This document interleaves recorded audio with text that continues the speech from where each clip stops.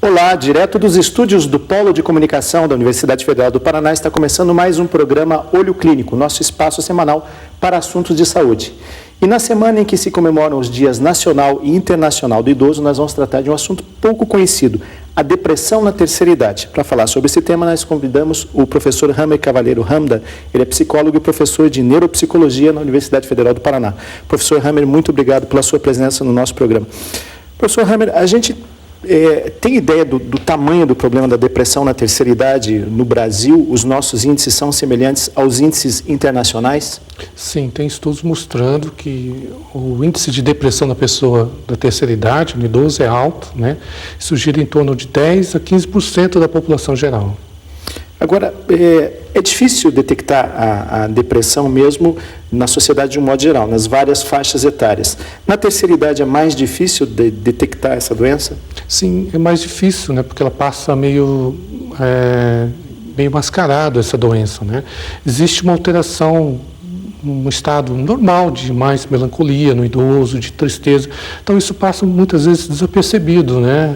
Essa depressão no idoso, o que torna mais difícil você identificar. Bom, nós dois usamos a palavra doença. A sociedade ainda tem dificuldade de encarar a depressão como doença.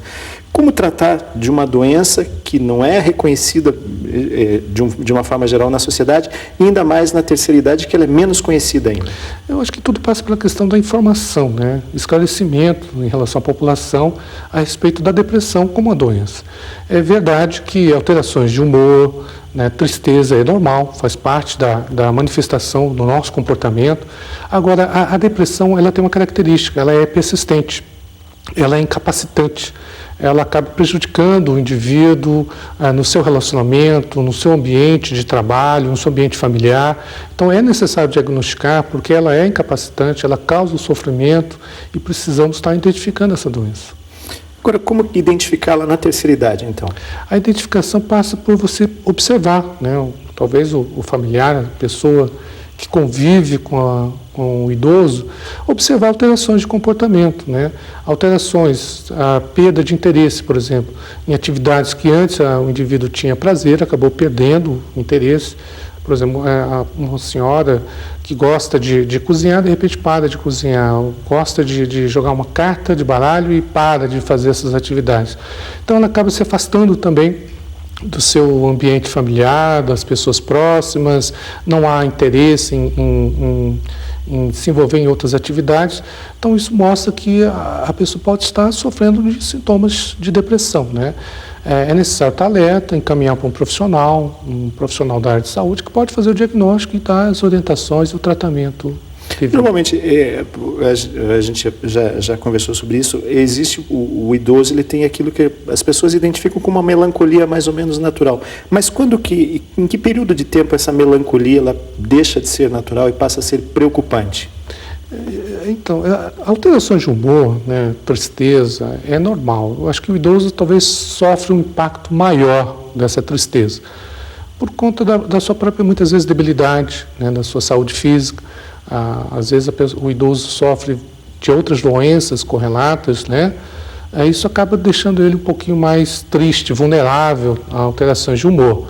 Às vezes também problemas de perdas familiares, também isso são fatores que acabam propiciando essa tristeza. Um processo de aposentadoria também, que às vezes aposentadoria também é outro, né? Esse afastamento do ambiente de trabalho, né? Era produtivo e passa, né, a reclusão. Agora, a depressão, ela se manifesta por essa tristeza e ela é uma tristeza que é persistente. Ela persiste, né?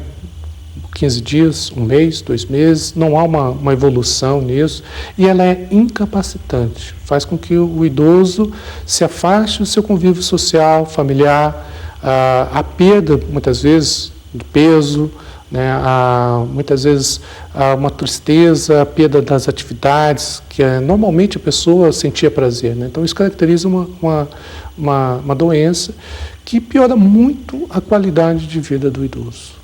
Piora muito a qualidade de vida do idoso, mas quando a gente fala de depressão, eu sei que é complicado a gente trabalhar com números no Brasil, as nossas estatísticas nem sempre são exatamente confiáveis, mas A gente pode dizer que existe uma estratificação social na depressão ou ela atinge os idosos da mesma forma?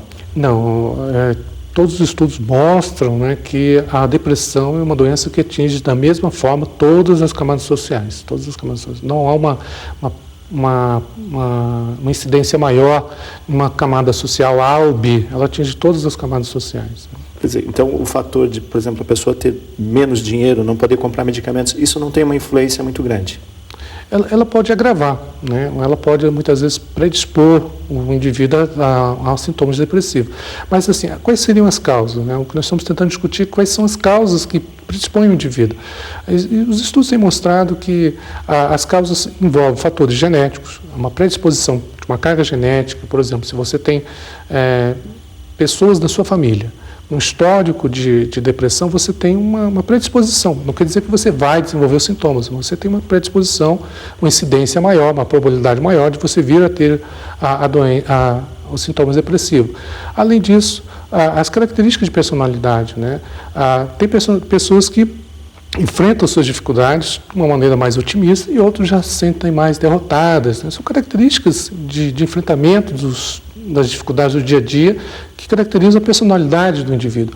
Além disso, o próprio ambiente, né? Se você tem um ambiente social de apoio familiar, né? Filhos, você tem contato, se relaciona bem com seus vizinhos, tem uma atividade social boa, tudo isso resguarda o indivíduo de desenvolver a depressão. Na verdade, então, as causas são mistas, são variadas, cada caso é um caso. É possível o gatilho que dispara esse processo de depressão no idoso? É muito difícil. Na verdade, não há uma causa única. Não há uma causa única. Como eu disse, a questão genética, né, que é mais estudada. Sem dúvida nenhuma, existe uma predisposição genética que deixa certos indivíduos mais vulneráveis. Mas essa predisposição genética pode ser a mesma para várias pessoas. E uma vai desenvolver sintomas depressivos e outras não. Por que isso? Aí são outros fatores, né? Provavelmente fatores ambientais, a constituição de personalidade mesmo do indivíduo, que vai ser esse gatilho que vai disparar a sintomas depressivos no indivíduo. Agora, como é que deve ser o papel da família no momento em que ela desconfia que o seu idoso, que a pessoa mais idosa, ela está sofrendo com depressão? Eu acho que é importante o familiar, primeiro, ter o conhecimento, né, de que a depressão ela é uma doença e precisa ser diagnosticada e precisa ser tratada. E se o familiar, a pessoa que convive com a pessoa idosa, perceber que essa pessoa está tendo alterações de comportamento, alterações de humor, né, na forma, e está afastando ela do convívio social, é fundamental que você não procure tratar sozinho, né, essa pessoa idosa, né. Não é uma questão da pessoa querer ou não querer, não é uma questão de vontade, né? A depressão é uma doença, né, que atinge o indivíduo. Então é necessário procurar um profissional da área de saúde que possa fazer esse diagnóstico, certificar se essa pessoa tem realmente sintomas depressivos ou não e providenciar o tratamento. Bom, nós vamos fazer um rápido intervalo. No próximo bloco do programa Olho Clínico, nós vamos falar sobre o tratamento da depressão na terceira idade. É só um instante, nós já voltamos.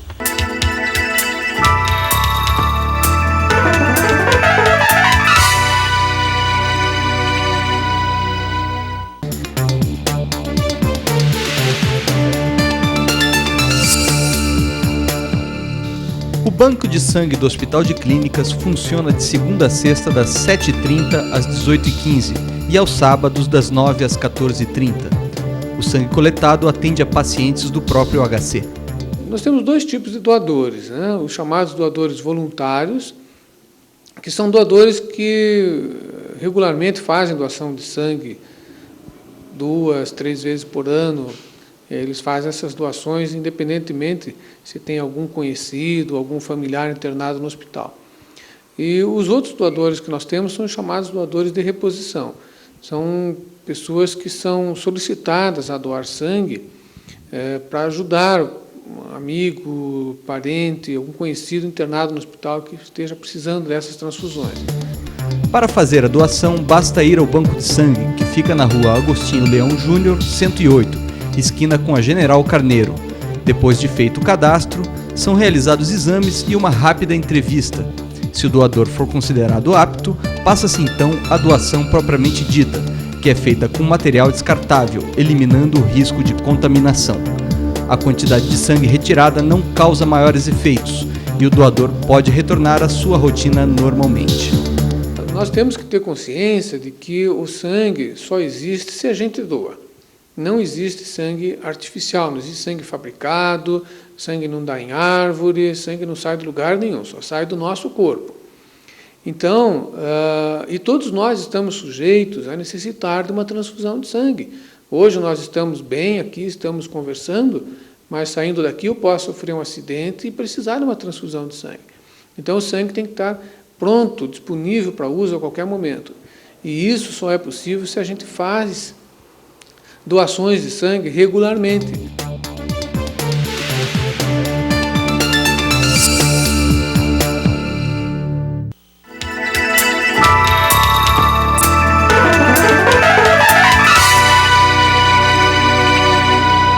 Voltamos com o segundo bloco do programa Olho Clínico. Na semana em que são comemorados os dias Nacional e Internacional do Idoso, nós estamos falando sobre a depressão na terceira idade. Estou conversando com o professor Hammer Cavalheiro Hamdan, ele é psicólogo, professor de neuropsicologia na Universidade Federal do Paraná.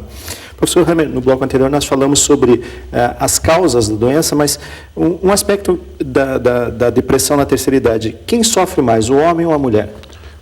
Na verdade, nós vemos mais sintomas depressivos na mulher. Né? Por quê? Porque há uma expectativa de vida maior da mulher em relação ao homem. Mas quando você faz um balanço, equilibra esse fator, você vê tanto em homens quanto em mulher, a incidência é a mesma.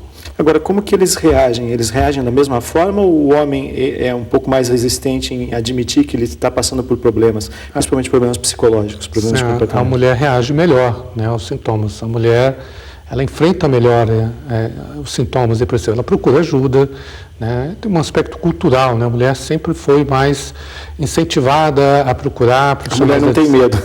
O homem tem medo. O homem tem medo. Com receio, mais resistente, né? Procura resolver sozinho e só vai no último caso, né? Agora, como que se trata, quais são os passos do tratamento da depressão na terceira idade? O primeiro passo é o diagnóstico, né? Fazer um bom diagnóstico. Existem muitas outras doenças que podem estar acometendo o idoso, né? Doenças que alteram o humor. Primeiro, se certificar em relação ao diagnóstico, né? Um bom diagnóstico realmente é a chave do tratamento, né? Esse seria o primeiro passo, e passo importante, né? E daí por diante? Como que é o tratamento, quais são os níveis de tratamento da depressão? Vai depender muito da intensidade dos sintomas, né? A depressão pode ser classificada genericamente em três níveis, né? Uma depressão leve, moderada, uma depressão grave. Uma depressão grave, realmente você precisa de uma intervenção maior, né, e mais intenso, às vezes até com hospitalização, né? Principalmente porque existe um risco aumentado de uma pessoa cometer suicídio. É um risco que tem que ser considerado.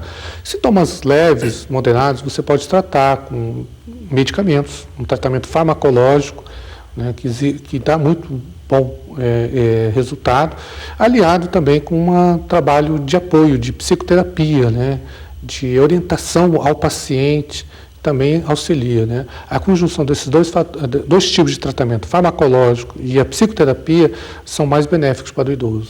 O senhor trabalha na coordenação, o senhor é vice-coordenador de um programa na Universidade Federal do Paraná que cuida justamente disso, que é o programa Integrar. Como é que funciona esse programa? O programa Integrar é um programa da Universidade Federal do Paraná, desenvolvido pelo Departamento de Psicologia, onde nós, através da atividade de ensino, pesquisa e extensão, nós ofertamos, né, atividades para idosos da terceira idade.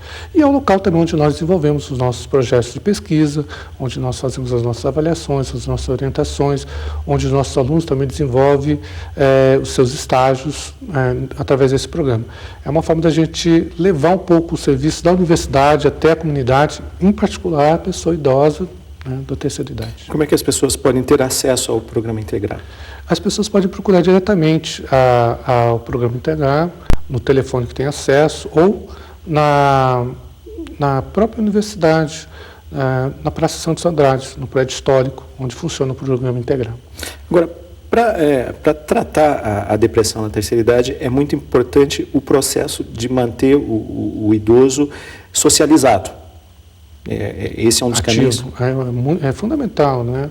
É fundamental manter o idoso ativo, né?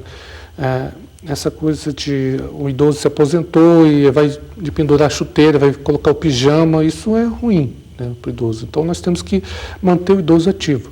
É lógico que a atividade do idoso não vai ser da mesma intensidade que uma pessoa jovem, vai ser com atividades adequadas ao idoso. Mas atividades de lazer, atividade de recreação, esse convívio, né, através de centros de convivência, através de programas como o Programa Integrar, que facilita o intercâmbio, a comunicação entre os próprios idosos, eles são muito benéficos para a saúde de uma maneira geral, né? Agora, como é que o senhor vê culturalmente a sociedade encarando o idoso hoje? A gente pode dizer que existe uma mudança com visão ao idoso, ou o brasileiro ainda trata o idoso realmente como um cidadão que já está descartado do processo social todo do trabalho, diferentemente do que acontece nas sociedades orientais ou mesmo em alguns países da Europa? Eu diria que mudou, né? Como a sociedade se relaciona com o idoso, mudou bastante. Eu acho que o fato de estarmos comemorando o Dia Nacional do Idoso, né, isso já é um grande avanço, uma grande conquista, né? Esse dia é o dia que o idoso vai parar, vai comemorar, vai discutir as suas especificidades. Mas tem muita coisa ainda para ser feita, né? Muita coisa ainda para ser feita. O que acontece é que o Brasil está passando por uma mudança na sua característica demográfica, né? Nós, de um país de jovens, estamos passando para um país de pessoas de mais idade. No Brasil, são 17 milhões de pessoas acima de 60 anos. O Brasil, nos próximos 25 anos, vai ser o quarto país com o maior número de idosos, né, no mundo. Então, isso demanda mudanças também na política pública, mudanças em todas as entidades sociais, como a universidade, tentando prestar serviços, tentando orientar, tentando compreender um pouquinho esse fenômeno que é o envelhecimento, que ainda ainda tem muita coisa para ser feita, ainda é um grande mistério ainda, né? A questão dos efeitos do envelhecimento na sociedade, no comportamento, isso ainda precisa ser estudado, né? Investigado. O senhor acredita que as pessoas elas já estão aprendendo a envelhecer melhor? Eles estão aprendendo a lidar melhor com o processo de envelhecimento? Eu acho que o fato, por exemplo, de termos assim programas como o Programa Integrar é uma evidência disso. Datas em que a gente comemora, acho que é uma evidência que nós estamos aprendendo, mas muita coisa precisa ser feita. Ainda existe na maioria da sociedade essa visão, né, de que o idoso ele vai ficar incapacitado, isso é normal, vai ficar esquecido, né, isso é normal, isso faz parte do processo de envelhecimento. E, na verdade, não é. Existe um envelhecimento saudável. Acho que é essa ideia que nós precisamos estar divulgando, né? Um envelhecimento saudável. Nós podemos buscar garantir uma qualidade de vida para o idoso, né? E essa qualidade de vida passa por questões sociais, questões de ambiente de saúde também, né? Acho que isso falta muito, né? Nós precisamos trabalhar muito nessa visão, mudar um pouco essa visão. Ainda na maioria das pessoas tem essa visão de idoso como uma coisa idoso, uma coisa meio largada, uma coisa incapaz. Na verdade, não é. O que falta para que a nossa sociedade passe a encarar, a ver no idoso sinônimo de sabedoria, como acontece com outros países? Eu acho que passa pela informação, pelo esclarecimento, né? O que acontece com o idoso, né? Quais são as suas especificidades, quais são as suas características, né? É importante também a gente promover essa integração, né, entre as gerações. A criança com o idoso, o jovem com o idoso. Acho que essa relação entre as gerações, ela é benéfica para todos. Nós podemos aprender a respeitar o idoso a partir do momento que nós temos contato com o idoso. Mas muitas vezes as pessoas têm um certo receio, né, em se aproximar da pessoa idosa, de conversar com ela, de pedir seus conselhos, de pedir suas orientações em relação ao idoso. Então acho que nós temos que trabalhar um pouquinho nisso, né, de nos aproximarmos no idoso e temos muito a aprender com ele. Bom, a gente falou sobre o tratamento da depressão na terceira idade e ela é uma doença, às vezes, com origens químicas, mas existe alguma forma de prevenir a depressão na terceira idade? O trabalho da família, por exemplo, como a família deve se relacionar com o idoso? Eu acho que o tratamento preventivo da depressão, ela é um cuidado que você deve ter com a saúde de uma maneira geral. Não existe um tratamento específico para a depressão, né? Você tem que começar cedo. Começa cedo, com certeza, né? Esse tratamento esse tratamento preventivo envolve, né, um cuidado geral que você deve ter com a saúde, né? Um bom cuidado com o geral implica em você, por exemplo, praticar atividades físicas, ter uma atividade de lazer, né?